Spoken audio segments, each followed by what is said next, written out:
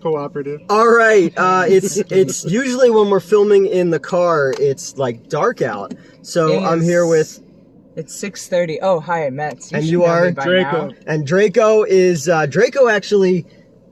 He came before you did. Yes. I did. So I've known Draco longer than I've known Metz because you came with the theater. I did. Yeah. Yeah. The very first time that I met this motherfucker, he's wearing a zebra. A zebra sweatsuit. It's sweatsuit. a two-piece. I love your sweatsuit. Zebra sweatsuit with a puka necklace with the star. It wasn't a puka, it's a skull necklace. But with the Star of David on it. Yes, yes. And you had a Phillies hat on sideways, and you had your sleeves rolled up, and you have a Wu-Tang tattoo. I still do. Yeah, and I'm just like, and this is one of the first people who I meet, and I just go, what the fuck? Oh, but then directly after you met the people in the furs. Yes, with the and I've hats. shared those pictures before. They were dressed like, I've had that, did you ever see that picture before? Yes. They were dressed in like furs with cowboy hats, and the one kid had the Russian hat on, and I'm like, what the fuck is happening? The whole cast of Five Goes West. Exactly. Yeah. Exactly. All right. So we just saw the Stop Making Sense. Yes, the Stop Making Sense. You buried the lead there. It's gonna be on the. I know. So A24 has put out a 4K restoration of the 1983 concert film by the Talking Heads. I asked both of you if you knew who the Talking Heads were, just to make sure. I've talked about multiple times on the stream how nobody expects me to like the Talking Heads. I love them. I love the Talking Heads as well. People say this is one of the best concert films ever. I disagree. This is not a concert film.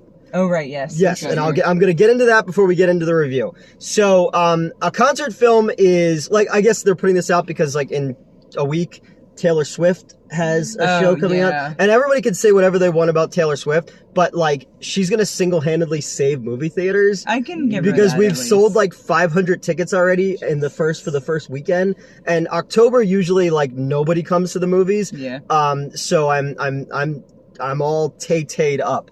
But yes, so and it's funny because I think I've told this story before. I met Taylor Swift in 2009. Had no fucking clue who she was. She was a country singer at that point. Her family owned a house down in Stone Harbor, and I guess she had a song on country radio, and somebody said, "Oh, this is Taylor Swift," and I went, "Okay." Yeah, I know, whatever. And then one day she's like, "Now I own everything. All that the light touches is now Tay-Tay's kingdom." Oh my God. So yeah, a usual concert film would be something like Madonna's Truth or Dare, or Scorsese's The Last Waltz. Justin Bieber's Belieber tour. There was like a 3D Glee show one time that theaters did, and our Jonas Brothers, they had that as well. Usually a concert show will have like behind the scenes stuff, and it's more like a documentary vibe. That's fair. See, I was waiting for that to happen because you said it's not a concert film, and I was like, when are they going to start talking to people off the stage? Yes, right. and it didn't happen. And that's what's so cool. So I have my own thought about this movie, because this movie, so I saw this movie when I was a little kid. I'm a huge Talking Heads fan, always have been. They're a bunch of fucking New York art nerds who got together and made a band at the age of New Wave. They got their start at the CBGBs, there's a great movie where Alan Rickman plays the guy who runs the CBGBs, and what's his face who died, Anton Yelchin played David Byrne. Marley Ackerman or whatever her name is, who played Silk Spectre, plays Deborah Harry, Blondie. Really cool flick. So I'm a huge new wave kid because that's the era that I grew up in. I discovered the Talking Heads because the Burning Down the House music video freaked me out when I was a little kid, where it's just his face being projected onto the ground, and there's like a little black kid in a white tuxedo like crawling up his back while he's trying to play music and stuff. So they're like super weird. So I saw this movie once and I was like, oh cool, it's music movie, whatever.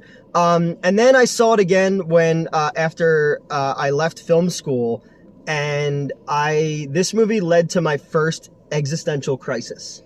Okay. And I still very succinctly remember that, because this movie, to me, if I'm interpreting it, this movie is about a man having an existential crisis.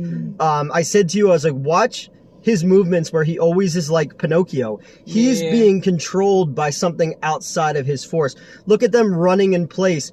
That's like Sisyphus. you know, pushing them, you know, or running in a specific track. And it's only until, you know, all the songs are from the Speaking in Tongues album or tour. The movie was directed by Jonathan Demme. Jonathan Demme came from the Roger Corman School. He was the director of Silence of the Lambs. There is a starkness to this movie where the movie starts with, I said at that point, you said that Psycho Killer is like the song that everyone knows. Yeah. No, I said that Once in a Lifetime. Okay. And because I was like, oh, did I miss Psycho Killer? Because I was late, unsurprisingly. Yeah. And you were like, yeah, that was the first song they played. Because you were like, oh, that's the one everybody knows. I'm like, is that not Once in a Lifetime? But I think at this point, Psycho Killer was kind of their biggest hit. I could be wrong. I don't know. I was 1. I was 2 when this movie came out. Yeah. But yeah, so it's just him. I think Burning Down the House is the one people know most. Okay. I think maybe now. Yeah. I don't know. It's hard to say. Psycho Killer, when it got covered by the Killers, was famous as shit because people were like, all right, you know, double, people think it's a Killer song. Yeah. Right. Well, because just the like Killers you are doing said, it. at some point in the movie, the Tom Tom Club, which was the other 2 members of the band, they had their own side project, and you were like, oh my god, this has been covered a million times. I'm like, yeah, Genius of Love has been, you know, covered. Mariah Carey covered it, and it was in all those Gap ads for the longest time. Samples are crazy because you have to go through this whole process, and it takes forever. You got to pay royalties. Okay, so before we get it, so you're a rapper. Yeah. Draco has an entire, you know, following, and you know, you're known for your rap game. You know, Draco's up there spitting bars. And you have a long history of musical background as well, like playing and being at shows and shit like that. Yeah. So I'm the one who has never played any instrument whatsoever. I can't sing. I can't dance. You know. You can't do the Ashley Simpson? What's the Ashley Simpson? Oh, where you fuck up lip syncing and then you just shot her away. I could Milli Vanilli it. Yeah, I mean, it was funny because I was watching, what was her name? The one on all 3 instruments and whatnot, and she was like dancing on crazy. Yeah. She was doing the crab walk, and I immediately thought of Ashley Simpson. Yeah, Tina was always my favorite member of the Talking Heads as well. Well, her and the drummer were married at the time. Yeah. Oh, okay. And so when the band broke up, sense, they had another, so they when they broke up because David Byrne's ego had gotten completely out of control, then they didn't speak for like 20 something years until they got inducted into the Rock and Roll Hall of Fame. But then they got brought back together for the re-release of this movie. So I'm hoping that things go well. At one point, the lead singer of the band live joined the 2 of them. Okay. And it was no talking, just head. Oh, yeah. So, David Byrne comes out on stage, and he's holding a boombox, and he says, I have a tape I'd like to play for you. And then he does this very stripped down version of Psycho Killer, where every time the tape wobbles, he kind of is not in control of himself. And that's when I started to think like, okay, what is this? And there's nobody else out there. And then Tina joins him. And then the crew starts bringing out the instruments and the riders, and then the backup singers come out. And then, so you have this guy now who's not in control of himself. He's, you know, he's stuck in place. And as he adds things to himself, he starts to kind of go on this journey to where we find him, where you have him in the big suit. Now, the thing I think of this so cool about the big suit, and again, this is me, I could be completely wrong. Think about if you're listening to music or listening to something, your foot starts tapping before your brain knows it is. Yeah. So him in this big suit, his head is tiny, his body is big. The movements matter before it gets to here. Yeah. And then once he's finally no longer needs that, he takes the jacket off. And then the very next song is Take Me to the River, which is almost a Southern Baptist style religious song where he becomes comfortable with himself and the trappings of everything that he needed. You don't need them as to hold you down anymore. Like, you know, I got no strings to hold me down like Pinocchio. And that's how I interpreted it. The entire thing is this guy who's like so unsure of himself, and he's just like surrounding himself with all these people and things and accoutrements to try to pretend to be something that he's afraid to be.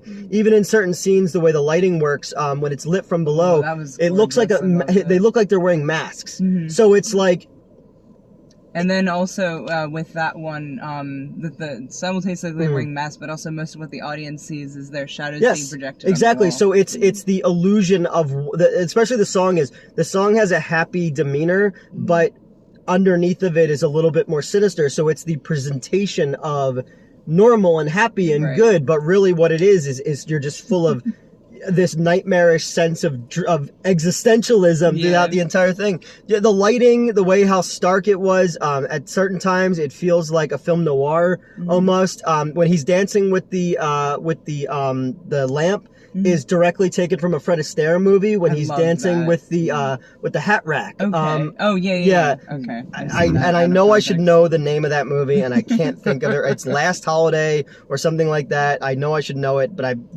But even the way the lighting is when it's more film noirish. Have you ever heard of a movie called The Big Clock? Mm-mm. It's a black and white movie. It's from the 60s. Very much inspired like the Police I'll Be Watching You music video. But there's just, it's so interesting to see this movie that's a rock concert show, but it actually does have this narrative to at the end when he puts the red hat on. It's like, oh, okay, now there's color to it. Yeah. He now commands who he is. Right. And that's why what's so cool about not showing the audience so much is that in any other rock show, it's a religious experience. David Bowie and, Ziggy Stardust and the Spiders from Mars, they're being revered like they're gods who've come to Rapa Nui, See, but I think there was an interesting twist. Mm-hmm. Here's my take on it. Yeah. I think it was an exercise in his egocentrism, right? Oh yeah, no. He was building. It was like building the band around him rather than the band building him up. Yeah. So taking that journey from that point of view, it's like he's the center of attention. He's the center of the universe. But he also needed to find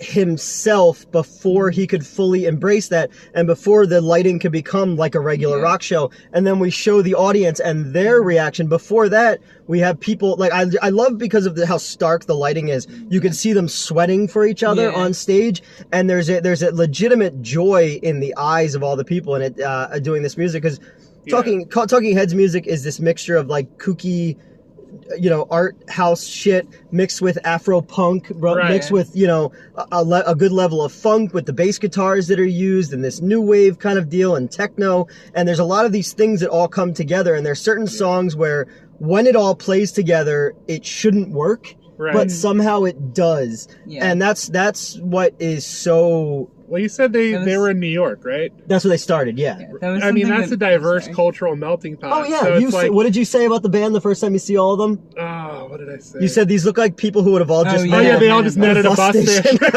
They just all look so random together when they mix together, but they make it work. Yeah. And I think that's the most fun part about it, is just watching their collaborations grow in front of you. Because I think that's the most important shift is... The outfit changes, I feel like, represent how everybody is incorporated into the band. At first they're kind of like, they look like they don't belong, but then gradually they look like they belong because they're wearing similar outfits. And Demi told them to not wear anything that would reflect light, because he wanted the lighting to be what it was. If you shot it like... If you went to a big concert, like you've been to stadium shows, you see like white up there, and so they shot it in a way with a lot of grays and black background and stuff like that, or the stark reds where it almost had like a totalitarian level vibe to it, right? Where it really, really works. I look at other movies like Pink Floyd's The Wall, obviously, where it's telling a 3-act story, but it's telling it through the visuals. And there's a lot more production value that goes into it. Quadrophenia is another one like that. The Who's Quadrophenia. Tommy, the ultimate one of that, Ken Russell's Tommy. This one is doing that, and it's telling a story without realizing that it's telling a story. And that's why I find this movie to be absolutely fucking brilliant. I think the Talking Heads are incredible. This movie also, I told you, I leaned over. My favorite song of all time is in this movie, This Must Be the Place. and I get emotional when I talk about that song, so I'm gonna stop. Can we talk about the logistical nightmare that crew must have had? Oh yeah. Oh my God. That's what I was thinking the whole beginning of the movie. I was just like, wires? There's so many wires. I kept wheeling everything out, and I'm just thinking to myself as a musician, I'm like, there was no time for sound check. You couldn't sound check this even there if you was tried. one sound check that I saw, and that was this fucking dude with the why am I blanking with the on what bongos? the drum? Yeah, Yeah. the bongo. He Right. like does like a boop, and then like they just go into Yeah. Yep. I just watched That it was because the I only know sound you check need like I got 6 to microphones for a drum set to But do even the right like when way. he's moving between. Well, especially with that funky ass, the thing that we realized with 30% of the movie left, Right. and chimes on Right, it. Oh, where yeah. the fuck did the chimes come from? No, they've been there the whole time. Yeah. No, that I was so fixated on that particular setup Mhm. because I'm sorry, I started to say this when we were talking about the diversity Yeah, yeah. thing. Like, I've one thing I like about the music I listen to, and one thing I really like about Talking Heads is like the random fucking noises. Yeah. Like I don't know how else to describe it, but like they have so many of those. They needed that whole setup, but also like Yeah. I also really liked how interchangeable everybody Yeah. was. Yep.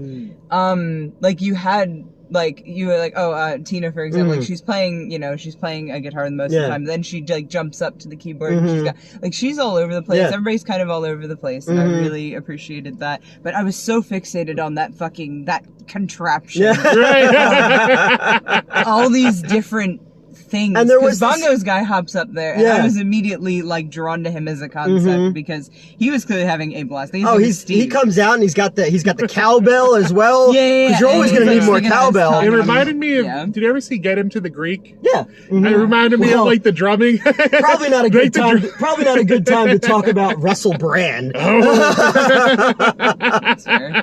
There was like a picture of the cast of Forgetting Sarah Marshall. And there's only Oh. 2 people in that picture who have not been canceled, and that's the dude from How I Met Your Mother and what's her face, Kristen Bell. Oh my Okay. god. Everyone else is like, you have the chick who defended the Scientology rapist guy. Oh my You've God. got Russell Brand. You've got fucking Jonah Hill, who's a scumbag as well. And they're like, Oh my how do you God. know that Kristen Bell doesn't run like a child slavery ring or something like that? Oh my god. No, I remember I went to Forgetting Sarah Marshall as like a free thing with Yeah. my friends, and they were having like a breakup contest. Like you give your best breakup line. Oh, okay. And I went down there and I actually won. Nice. I won the thing What and was I your got line? this. My line was, "I have AIDS and you're infected." Oh my god. Maybe I shouldn't have asked. Maybe I should start editing these videos. Oh, that's it. Yeah. That's what starts it. Wasn't Not it? all of my shit. No. Isn't there like an urban legend where like a guy meets a girl at a bar and he wakes up the next morning and written in lipstick on the mirror in the hotel room is "Welcome to the world of AIDS"? No, it was "Welcome to the AIDS Club," wasn't it? Okay, all right, it was something like that. I just See, remember. that's how urban legends work. Yeah. You change it, you do what you want with Was it it. also like the inspiration for that "Don't Go Chasing Waterfalls" song? 'Cause See, this is how urban legends continue. yeah, because in that song, like he gets AIDS from like that chick, and that's Does why, he? Yeah, Have he I gave listened him, to gave him this loving song? that You should his have stuck body to the can't rivers handle. and the lakes that he's used to. Yeah. Jesus. Because but here's the thing. I think you're gonna have it your way or nothing at all. But honestly, I think you're moving too fast. It You has know? to be this. That has to be We lyrics. just put that full circle. I have not gotten enough sleep. Yeah. Burning in down the past house. few days. No, but Forgetting Sarah Marshall has the I haven't seen it. it has so yeah the girl on Kristen Bell is like Okay. on like a CSI type show, Okay. and her boyfriend is the guy who writes the music, and she leaves him for this like singer poet Okay. influencer guy, and then he goes to the island on Hawaii where she is with him, and like Why it just gets awkward. But he I only thought my fucking stalker he was got bad. he's drunk and because he's drunk and nude and watching the Lord of the Rings, and he's in it. Oh, you see him relatable. you see him. We need to do a whole separate video Yeah. for getting Sarah Marshall. But you see him like in like full frontal, and he's like, "You shall not pass." But he's drunk and playing the Muppets theme song, and that's what got him the Muppet movie. And at the end, he writes a Dracula musical with Oh. puppets. And that's Okay. so when people saw my puppets for the Plan Oh, 9 a thing, lot of references they're like, to that. "Oh yeah." Okay. Yeah. This he's like, die. I And- can't. And what was funny was he was like full committed to it. Like, this is a serious project. And then people started laughing. He's like, why are they laughing? Yeah. This is serious. That's not good. Oh man, it was so good though. But yeah, so how do we get on to Forgetting Sarah? Oh, because of Russell Brand, because of Get Him to the Greek Yeah. with Puff. Oh, I was gonna say Puff Daddy, but I guess nobody's called him Puff Daddy since 1997. Wait, what do they call him now? Well, I don't think they call him anything They anymore. call him Diddy or Puffy or. That's the same person. P Diddy. I mean, they are the same You person. didn't know that was the same person? I need to go to bed. I did think it was funny in when he's talking about like why the show has to go well because he's Russell Brand's manager in it, and he's like, I got 7 black kids. You know how expensive 7 pairs of Air Jordans are? And I like that they established the Jeffrey, you know? So we don't know what happened. We filmed a lot more, and then apparently the camera just didn't pick up any of it. We left on a Jeffrey, and then you were like, elaborate, and then but now we're just gonna leave that out. Now no one will ever know. That's gonna be part of the new lore, Right. like the Jeffrey of the entire thing. All right, so I guess we can wrap this up since we went on for 15 more minutes talking about Judd Apatow movies. So I'm a big fan of concert films. I'm a big fan of music in general. I can't play worth a shit. Okay. But no, this is an awesome special movie to me, and it's up there again with Pink Floyd's The Wall. You know, I love that movie. The single worst movie review I've ever seen, the most embarrassing, cringe fucking movie review ever, is the guy with the glasses, Doug Walker's review of Okay. Pink Floyd's The Wall. If you have not seen it, and I have Doug Walker's Ouija board in my bathroom. That is a consistent meme, by the way. Anytime that I've started, like, being interested in someone who has unfortunately passed, it's very much like, all right, we got to go to Newts and borrow Doug Walker's Ouija board to communicate with Cronus or whoever. Yeah. Like, it is an ongoing I joke. have 2 Ouija boards. But if are you they want Doug one of those. Walker's Well, no, Ouija I'm boards? good. It's just... Exactly. Or, like, anytime any Ouija board comes up, we just assigned it Doug Walker now, because I was playing through the Rusty Lake games for Gerald and Harley, and at one point I have to communicate as a ghost with one of the characters. It's a whole I should thing, start but- doing like a whole new character. It's like, I call in the dead so you don't have to. Like, Like one of those lawyer his commercials. figure. Yeah. I remember it so you don't have to. But yeah, no, so that we called that Ouija board in this unrelated game from the Netherlands, Doug Walker's Ouija board. That would be a good band name. Doug Walker's Ouija Or board. Doug Walker and the Ouija board. It's like Hootie and the Blowfish. I wanted to, if I ever had a band, I was going to call them Gas Station Boner Pill. That's valid. Yeah. All right. What'd you guys think? Okay. This is the first time you've ever seen this. Yes, Give me your... I would like to watch it again at some point. Because I tried to pay attention to what you mentioned at the beginning, but I also wanted to just absorb it because I don't know a ton of Talking Heads. Like, I know very little about them as a band, as people. All I know is that the lead singer's an asshole whose name I've already I forgotten. mean, he's gotten... Okay, Yeah. I just remember hearing He's hey, got he's a kind great. of a dick. He's and then got I, a like, great just moved song. on. So he worked with it wasn't the Apex Twins. It wasn't Daft Punk. It was like someone in that world. They have a song called Toe Jam, and it has Okay. one of the greatest music videos ever. Really? It's shot like a 1970s porno movie. Okay. It's got that very soft Was focus. it Lords of Acid? No, I'll look it up. figure So, it but out. it's the entire video is everyone is completely nude. Okay. But they're using the sensors to make images. So Oh, I like like it's that. great. So they That's have cool. one where like the dude like, they're giving the finger, it's blocked. It's, people have like their dicks out, so it's, and like the girls like they're both sides, so they're covering this and then this, then this and this, and it looks like if you looked at a stereo how the Oh, music that's runs. sick. I like that. And then the littlest guy, like all the other guys are walking around, they have like, regular size sensor bars, but then Oh, the they littlest gave guy just has the most massive sensor bar and he just hits it like a pinwheel and it just goes around. It's awesome.